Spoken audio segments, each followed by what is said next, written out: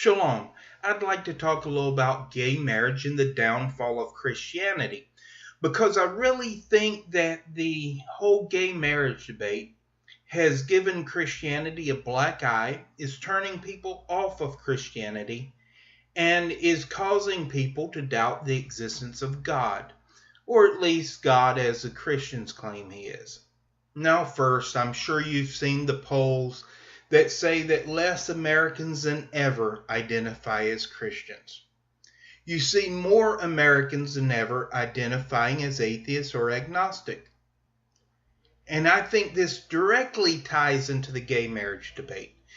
Now, you could say, yes, but Christians have hated anybody different from them for as long as there has been Christianity. Maybe so.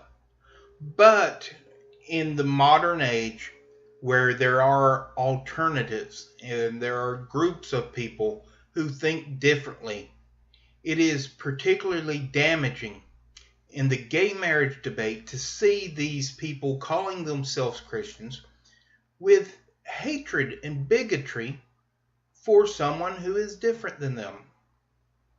And you can't call this just, believing in the Bible. It's cherry picking, plain and simple. And it is hatred. It's bigotry. There is absolutely no compassion for gay people found in a lot of the Christian stances on gay marriage. You just don't find it. So when the average person looks at Christians, looks at the Bible, looks at how Christians are supposed to be according to the Bible, and compares Christians to it, there's no comparison. They are definitely not following the book that they claim God gave to them. So, you begin to first realize Christianity is a scam, and second, doubt the existence of God. So I believe that's a situation we have today, where the gay marriage debate is fueling an exodus from Christianity. And it's certainly fueling this attitude in the LGBT community that pushes them away from Christianity. Because you don't attack someone in order to get them to your side. You aren't cruel to someone and show them no compassion and expect them to agree with you. It's stupid. So you've got this group of people calling themselves Christians who use the Bible more as a weapon against others rather than a guidebook of how they should live their own lives. And I'm not saying it's all of Christianity, it's mainly the evangelicals. And I think it will continue as long as they continue not acting like the Bible says they're supposed to act. Then people will continue leaving Christianity or not becoming involved with Christianity in the first place. As I believe Jesus said in the Gospels, maybe it was Paul somewhere else, by their fruits you shall know them. And the fruits of evangelical Christianity are ego, greed, no compassion, hatred, bigotry, and we are seeing this. And we are seeing people say, I don't want any part of this. I care about my fellow man. Which is, ironically, what Jesus supposedly spoke about is, love your neighbor as yourself and this type of deal. So people are leaving Christianity because Christianity doesn't follow Jesus, and they do, and they follow it out of Christianity. Now, do I think that paganism will gather these people in? That, once they leave Christianity, that they will go into paganism? No, I don't. Because it's not a polarity there. It's not one or the other. That's a false dichotomy. And it's really a lot of different choices. And I don't see paganism as being compassionate, kind, loving, tolerant, free of bigotry, and all these other things in a way that they can really point fingers at Christianity. You see a lot of intolerance in paganism. You see power plays. You see, a lot of stuff like this where people really don't feel welcome. Again, though, it's not all pagan groups. It's something I've experienced in paganism, and I've seen others experience. You might have a wonderful time in paganism and never experience any of those things. But I can say that I did. Of course, now I'm Jewish. My dealings with the pagan community, aside from some friends I kept, is very minimal these days. Now, as a Jew, I can say that those portions of Leviticus, those clobber passages, are not as clear-cut as the English translation would have you to believe.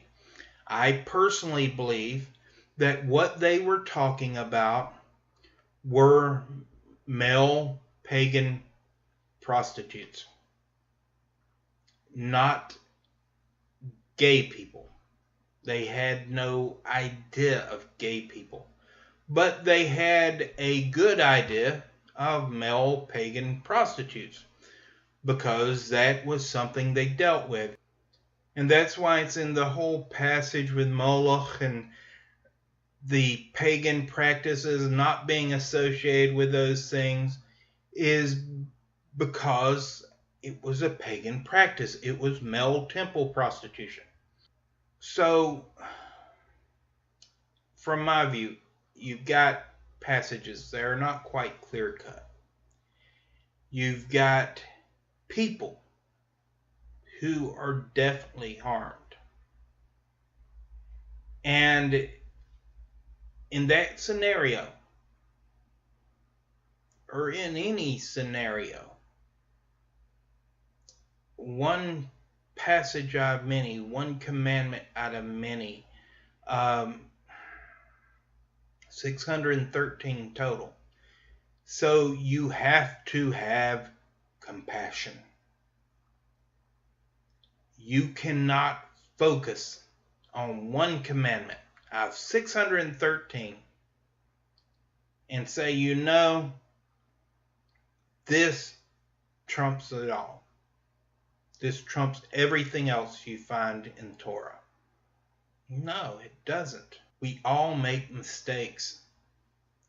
We all fall short.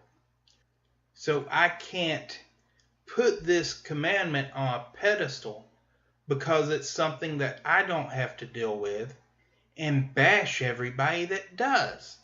Because then I violate many other commandments in the Torah. Many more than this person is violating.